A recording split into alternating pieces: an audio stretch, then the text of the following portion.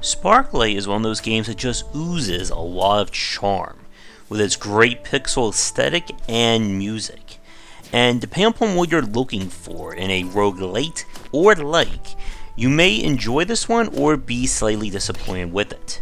But the story is we play as our heroine here, who has come to the land to try and save it from the mysterious and evil Baron, who along with his 4 other mega evil guys in their Titan rigs are trying to destroy the planet.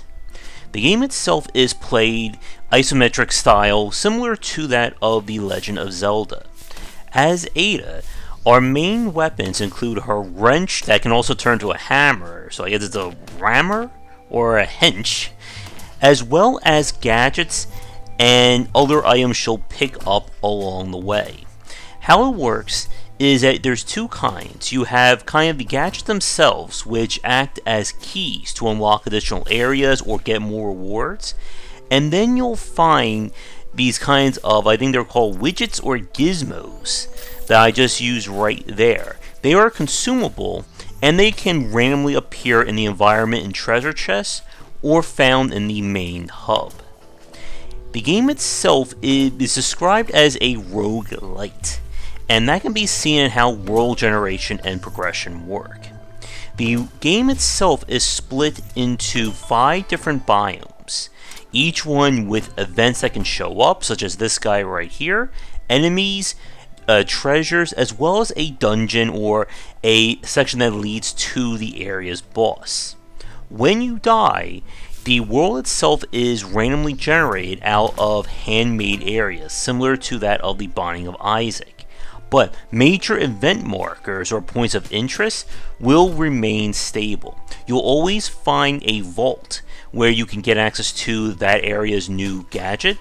There are area-specific events, and again the aforementioned boss and situations like that. When you defeat enemies, they'll drop Sparklite, which is the currency for the game's persistent system. When you die or return to the main hub, you are able to spend Sparklite on upgrading the hub to unlock new features, such as being able to equip more gadgets, as well as provide quality of life features or additional elements for you. A major part of that is the patch system.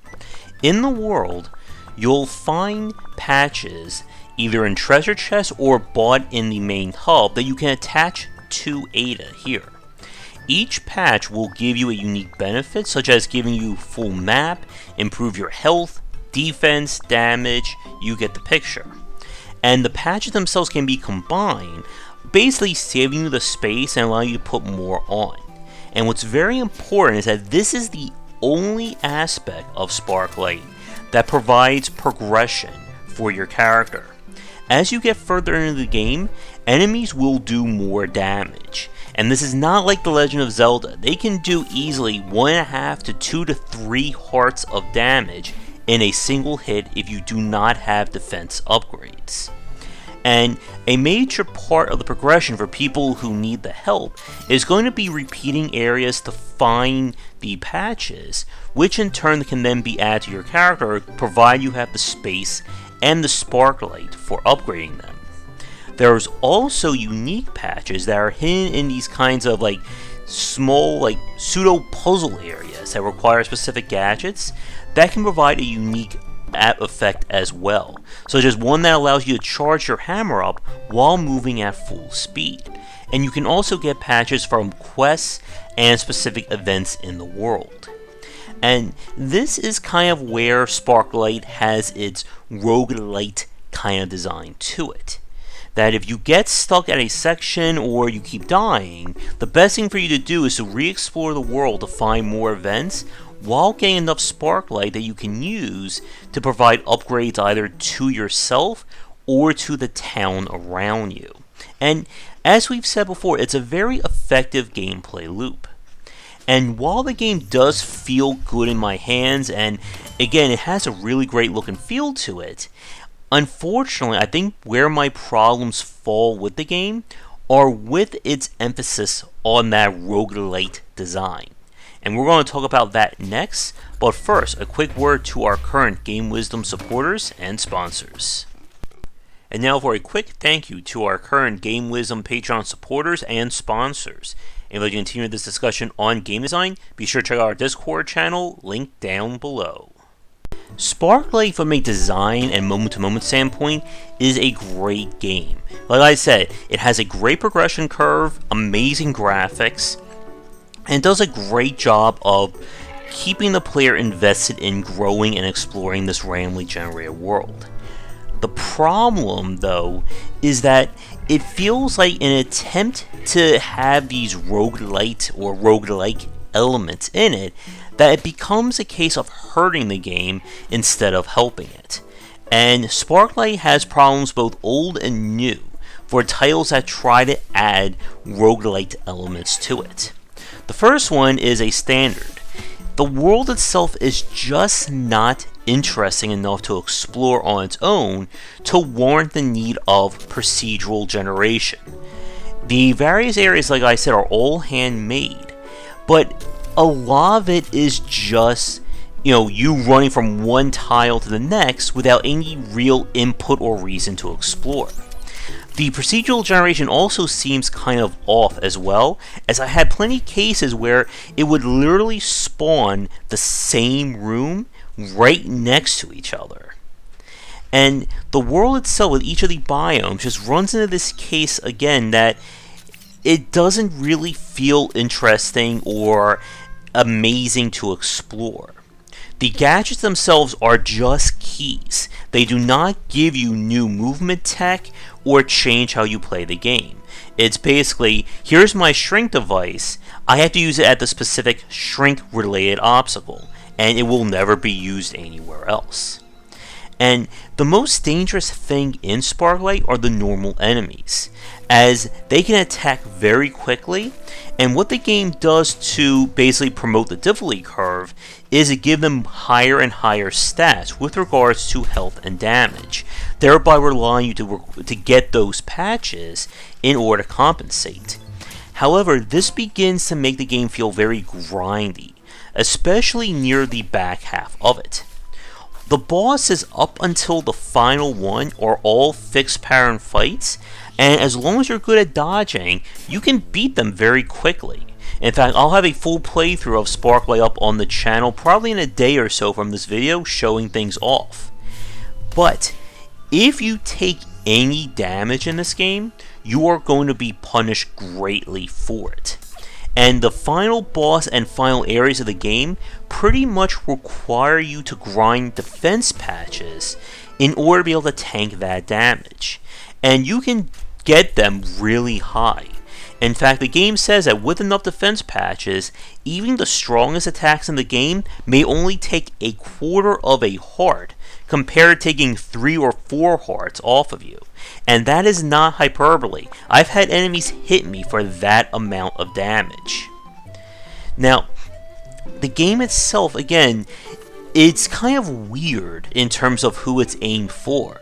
The majority of the game feels like it's for newer or casual fans of roguelite gameplay, but the final boss definitely causes a huge difficulty spike.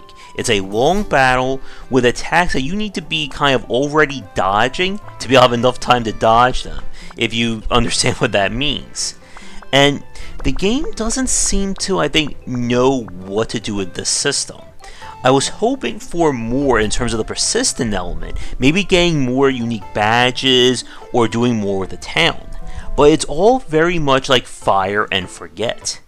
And that actually takes me to another very interesting problem. The roguelike design actually hurts this game for good players. Because the game decides what biome events that it will show, if you get unlucky, and let's say you play the game so well that you don't even need to go back to a previous biome, you could miss important events or very useful upgrades because of that. As a case in point, in the last section I mentioned the upgrade that allows you to move at full speed while charging your hammer. On this play that you're seeing right now, Sparklite, I did not find that upgrade in the first biome, but when we played this on stream, I did. And that is a huge difference in terms of having options in combat. And I am sure that I missed a lot more. But the problem, it wasn't because I was too bad at the game, it was I was so good that I explored every biome on my first try, beat the boss on my first try, and there was no need to return to those areas. And it kind of feels, again, like the game is struggling with its roguelite elements to it. And it would almost be, I think, a stronger game if it was just more on the handmade side. Maybe less roguelite, more of like an adventure or Legend of Zelda kind of design. And like one other area that I felt was kind of lacking was in the use of the gadgets, which I did not use them at all, other than during the specific obstacle or puzzle sections. I was curious if they do serve a purpose or a role for the boss fights. The only exception being our little robot friend there, who gains upgrades that are used to essentially unlock the various biomes and pick up bonus resources. With all that said, even though it sounds like I'm really coming down hard on Sparklite, I want to reiterate that I did enjoy this game. Again, from a moment-to-moment standpoint and gameplay loop, it all works. But I feel like your mileage will vary depending upon what you're expecting out of it. If you're looking for a very challenging or very involved roguelite or roguelike, then Sparklite is not going to do it for you. And other than just the difficulty spikes in the game, this feels like it's definitely aimed more for like a newcomer or more on the like lower skill level set of players. And I'm curious to hear what people think about this one, especially with the patch system, that again, I was hoping to see more of it. I think ultimately that is where my final thoughts lie on Sparklite, that I would like to see the developers expand and iterate on this game in the future, because there's definitely a lot of potential here with the progression system and general gameplay. But I would like to thank them for giving me a press key to check it out, and thank you for watching this video. If you'd like me to tackle your game in the future, please don't hesitate to get in touch, and come back for daily discussions on game design here, and on game wisdom, where we examine the art and science of games. Once again, this has been Sparklite, and until next time, take care. If you're looking for more wisdom about game design, be sure to check out my latest offering of books, 20 Essential Games to Study, aimed for first-time developers and students looking for some inspiration for their upcoming games, and Game Design Deep Dive Platformers if you're interested in anything regarding 2D and 3D platforming design. They're both available in print, digital, and wherever books are being sold. Thanks for watching the video. If you enjoyed things, be sure to do all the liking and subscribing that the kids are doing these days. Check out our Discord channel link down below, where we hang out and chat game design, and come back later tonight for our regular streamings. But that's it, and tune in for more great content here and on Game Wisdom, where we examine the art and science of games.